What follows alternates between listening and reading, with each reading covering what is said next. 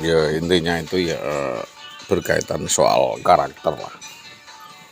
Jadi style kehidupan orang kan merupakan bentuk karakter orang.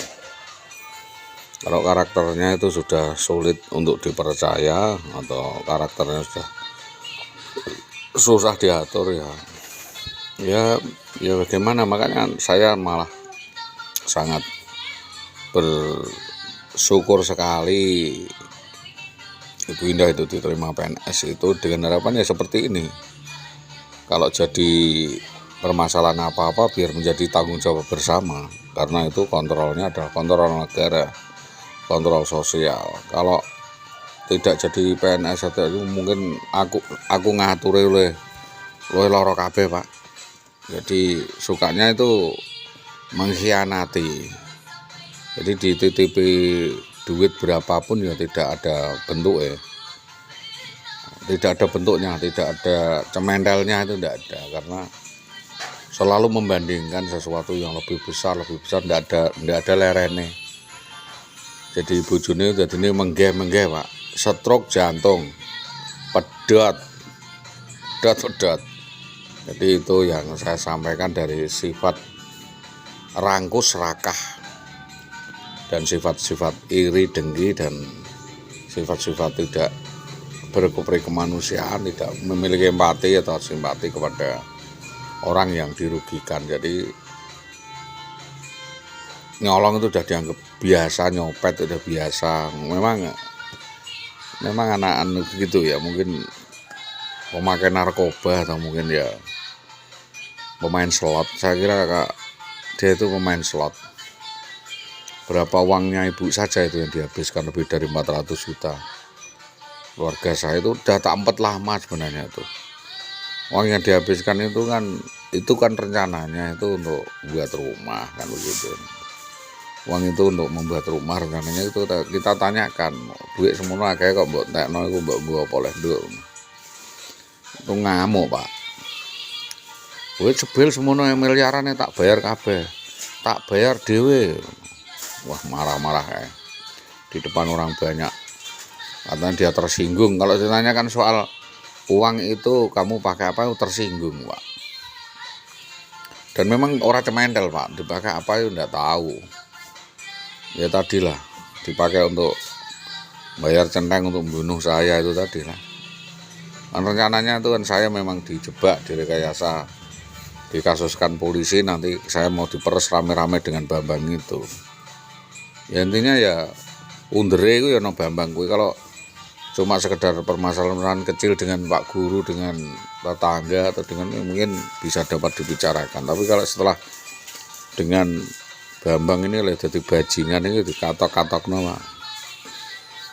Banyak orang dikibuli itu, di Puinong itu dikibuli itu banyak sekali.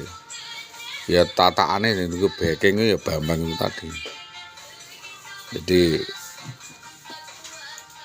ya gimana, untuk membuktikan namanya juga hipnotis, namanya juga penipuan ya korbannya sendiri lah, silakan melapor. Saya sendiri kan ya korban, walaupun saya suaminya, saya tidak pernah menikmati hasil kejahatannya. Dia begitu mendapatkan uang kabur kok. Dulu begitu, saya juga dihapusi kalau dapat uang, habis jual apa kabur ke rumah mertua sana, nanti kesini lagi yang ngincer apa, jual lagi, minggat lagi. Nah, ini kan terakhir itu kan minta suruh menjual tanah pinggir jalan itu. Rencananya dijual 800 juta atau 1 miliar itu uangnya nanti untuk dia dipakai untuk pesta pora lia-lia dan lari lagi dengan laki-laki lain lagi. Ya modelnya seperti itu. Kalau udah dengan tipe dan mental seperti itu ya benahi kondi kan wis kangelan. Lenoto kondi kalau udah mental mendarah daging sebagai gambler, pemain judi, ya pemain slot ya harusnya ditaruh di barak militer itu, harusnya dididik lagi, disetting. Tapi yang udah kadung kedaluwarsa lek tuwek kayak ngono iki terus ancur-ancuran kayak gini, Lenoto piye. Ya makanya itu yang saya atau saya ingatkan adalah teman-teman di sekitarnya, yo ojo gampang terprovokasi. Ya, kali lagi jangan gampang terpengaruh, terhasut atau terprovokasi oleh cerita-cerita, ya cerita-cerita atau karangan-karangan dari saudari Wiwi atau yang di sekitarnya Wiwi. Itu nanti jenengan sendiri yang repot lah. Ya tidak tapi repot kan. Jadi permasalahan, jadi benturan sama saya. Nah, harusnya kan ya didengarkan saja. Oh ya, berita Pak Jokowi begini begitu ya didengarkan saja, nggak usah ditanggapi. Itu untungnya apa lah. Jenengan misalnya intervensi permasalahan dengan saya, untungnya jenengan ini apa kan enggak. Tetapi karena jenengan itu saya hormati, saya anggap sebagai atasan, sebagai stakeholder yang memiliki kekuasaan dan kewenangan. Di mana salahnya saya untuk menyampaikan keluh kesah saya? Karena apa? Sampean adalah pelayan masyarakat, sampean adalah pejabat negara yang melayani masyarakat. Tapi sebelum pelayanan kan wong ngomong-ngomong permasalahannya apa, keluhannya di mana, kesulitannya di mana, nanti dibantu kan begitu. Jadi saya ini kesulitannya adalah menjalin komunikasi. Kalau memang saya task force-nya itu tidak bisa berkomunikasi secara langsung, kan ada salurannya, yaitu saya menyampaikan keluh kesah saya, keluhan saya ini kepada atasannya, dan kebetulan saja atasannya adalah jenengan dan sudah memahami bahwa saya itu seperti itu. Saya mengirim surat dan jenengan baca kan, muatan isinya seperti itu. Bukan karena kebencian Pak, bukan.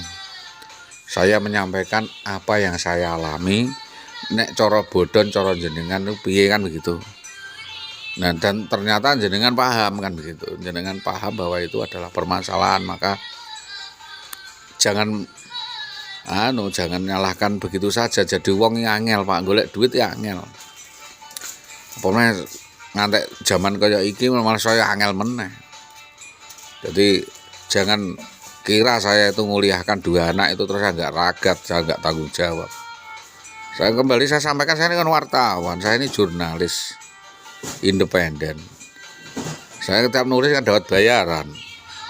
Jangan memandang saya ini lontang-lantung ini. Loh, aset saya banyak. Aset saya lebih dari 4 miliar. Ya, sawah, kampung, pohon-pohon itu semua ada. Tapi saya kan mendingan bekerja, ikut orang, maklar motor, maklar kayu, membantu golok atau sebet tebu, itu kan terserah saya. Dan tentu apa yang saya kerjakan, apakah seluruh apa yang saya kerjakan saya sampaikan kepada jenengan kan tidak, kecuali jenengan bertanya saya jawab. Tapi kalau jenengan tidak bertanya, saya dadak cerita-cerita kepada Anda ya kebetulan saja mungkin jenengan peduli dan membaca atau mendengar YouTube saya atau channel saya, sehingga ya sedikit banyak tahulah latar belakang saya sampai curhat seperti ini. Itu kan tidak maksud untuk menggurui, ya tidak maksud untuk mendiskreditkan atau mencemarkan nama orang, tidak. Saya hanya memberitahu saja, menambah pengetahuan, wawasan, sehingga kita tidak sama-sama terperosok atau terjerat, atau kita akan terperosok di jurang yang sama. Kan dulu sudah saya peringatkan, masalahnya itu. Lah kok terjadi lagi begitu lagi. Masalahnya itu besok terus saya kan ya kesel Pak, aslinya itu. Tapi kesel ora kesel, memang itu tanggung jawab saya sebagai keluarga. Saya memberitahu, saya juga ndak mau fight. Nah, tak tanggapi sing gendeng tenan Pak. Itu maksudnya menanggapi sekedar itu warming Pak, warming itu gini loh Pak, gini A gini B gini. Jadi ini ya tahu sendiri lah jenengan. Jadi jenengan kan yang lebih dekat di lingkungan domainnya, di lingkungan pergaulannya, yang paling tahu malah. Saya udah selesai. Jadi sejak kabur dari rumah 2011 sampai 2024 itu kan saya sudah tidak tahu Pak, sudah tidak ada komunikasi, sudah tidak tahu bergaul dengan siapa atau siapa. Kalau tidak menantang dan menampakkan diri terus menampilkan kebersamaannya dengan siapa di media sosial atau di Facebook, kan saya tidak tahu dengan siapa pun. Kalau saya mengejar perkara karena hari atau cerita orang dan keterangan orang itu kan orang pas, ya tidak pas lah.